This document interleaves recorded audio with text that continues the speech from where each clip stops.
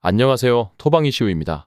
오늘은 다가오는 26일 밤에 있을 프리미어리그 19라운드 뉴캐슬 유나이티드와 노팅엄 포레스트의 맞대결을 다뤄보도록 하겠습니다. 무엇보다 이 경기는 승부식 151회차와 최근 2월 돼서 꽤나 큰 당첨금이 쌓인 축구 승무패 76회차에도 발매된 첫 번째 경기입니다.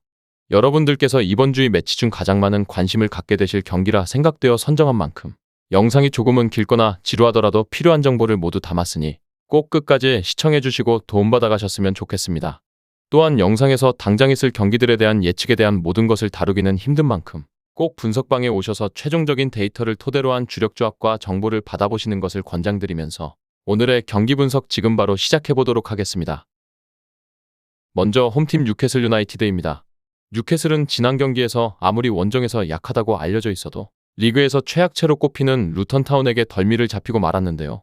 선제골을 허용하고 38분 만에 이삭을 투입하는 결정을 내렸어도 경기력에 큰 영향을 주지는 못하며 패배하고 말았습니다. 그나마 홈에서는 아주 강하다는 것을 기대해볼 수 있는 상황인데 스쿼드가 망가진 상황에서도 첼시와 아스날 그리고 아스톤빌라까지 뉴캐슬 원정에서는 크게 당했던 모습을 찾아볼 수 있었고 뉴캐슬의 홈구장인 세인트 제임스 파크의 분위기 자체가 조금은 과격한 모습이기도 한데 이러한 점을 잘 이용하는 양상은 보여주고 있는 뉴캐슬입니다.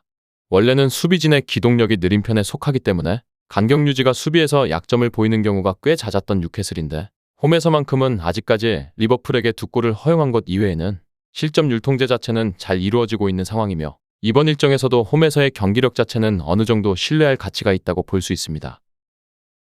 다음은 원정팀 노팅엄입니다. 노팅엄은 누누 감독이 부임한 첫 경기였던 본머스전에서 3대2로 패배를 기록하고 말았습니다. 센터백인 볼리가 23분 만에 퇴장을 당했지만 2골이나 넣었다는 점은 인상적이었는데요. 중앙에 공격형 미드필더인 화이트를 넣으면서 공격의 키를 쥐어준 선택 자체는 한 개의 어시스트를 올리면서 꽤나 타당한 판단이라 보여졌는데요. 선수비 후역습 성향을 보임에도 2골을 넣은 모습은 나름 칭찬할 만했는데요. 다만 오픈플레이에서의 득점은 한 골뿐이었고 문제는 상대의 중원에서의 전진성을 어떻게 제어하느냐가 될 전망입니다. 2명의 볼란치를 구성하는 노팅엄인데 이 선수들이 측면까지 넓은 반경으로 커버를 해야 하는 상황이라 늘 중원에서의 공간 허용에 아쉬움을 드러내는 유형이며 적어도 홈에서는 뉴캐슬의 전진성이 굉장히 거센 편이라 이러한 뉴캐슬의 페이스에 말려들 가능성도 배제할 수 없는 노팅엄입니다. 다음은 두 팀의 예상되어지는 라인업과 부상 현황에 대해 알아보도록 하겠습니다. 홈팀 뉴캐슬은 이번 일정에서도 4-3-3의 포메이션을 구성하며 홈에서 보여주는 특유의 동적인 움직임을 살려갈 전망인데요. 최전방을 이삭과 고든 그리고 알미론으로 구성해 라인을 올리고 중원에서부터 거센 압박을 걸어오며 주도권을 잡아갈 전망이며 이러한 선수들을 침투시킨 후 크로스를 활용한 공격 패턴을 다시 한번 선보일 가능성이 높은데요.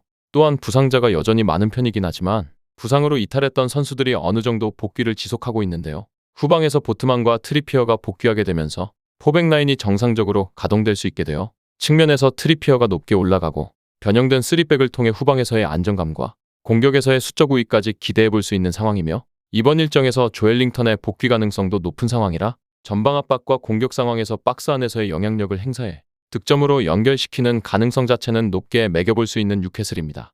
원정팀 노팅엄은 이번 일정에서도 4-2-3-1을 구성하며 선수비 후역습의 전술을 다시 한번 채택해볼 가능성이 높은데요. 다만 전술적으로 뛰어남을 기대하기는 어려운 누누 감독의 획일화된 전술에서는 공격 구성이나 선수단의 변화를 아직까지는 찾아보기 힘든 상황이며 이번 일정에서도 롱볼과 세트피스를 활용할 전망이며 공격 기회에 비해 세트피스 자체를 얻어내는 능력 자체는 뛰어나고 최전방에 위치한 우드를 통한 헤더를 노릴 가능성이 높은데요. 다만 아워니의 결장 속에서 우드의 신장을 활용한 플레이가 지속됨에 따라 세트피스의 빈도가 높은 노팅엄이 득점 자체를 만들어낼 가능성 역시 결코 낮지는 않을 전망인데요. 이번 일정에서 아워니와 펠리페 그리고 상가레와 오리에가 결장하는 가운데 지난 경기에서 주전 센터백인 볼리까지 퇴장으로 출전이 어려운 상황임을 확인할 수 있었습니다. 다음은 해외 유명 베팅업체에서 부여한 배당을 체크해보도록 하겠습니다. 해외 유명 베팅업체인 bet365에서는 홈팀 뉴캐슬의 승리에는 1.50의 배당을, 무승부에는 4.33의 배당을, 원정팀 노팅엄의 승리에는 5.75의 배당을 부여했는데요. 현재까지는 모든 업체의 배당이 무승부와 노팅엄의 승리 쪽으로 하락하는 추이를 확인할 수 있었습니다. 다음은 언더오버입니다. 2.5의 기준에서 보았을 때 오버에는 1.75의 배당이, 언더에는 2.05의 배당이 부여되었는데요. 현재까지는 저득점으로 모든 업체의 배당이 하락하고 있는 모습을 찾아볼 수 있었습니다. 끝으로 이번 일정의 우선적인 결론과 선택지를 말씀드리면서 마무리해보도록 하겠습니다. 이번 경기는 그래도 뉴캐슬의 승리가 유력할 전망입니다.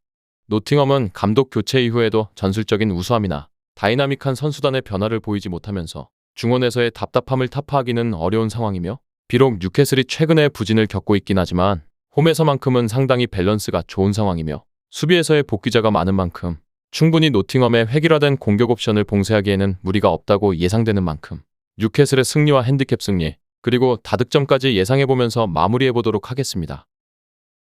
정확한 배당 변동에 따른 실시간 추적과 최종 예측은 배팅 마감 직전까지 이루어져야 합니다.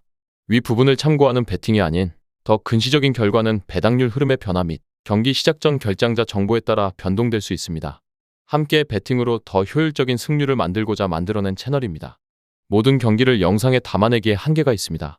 이외 다른 경기들의 정보와 결과 예측 및 더 많은 도움이 필요하시다면 분석방으로 언제든지 연락주세요. 최선을 다해 보이겠습니다.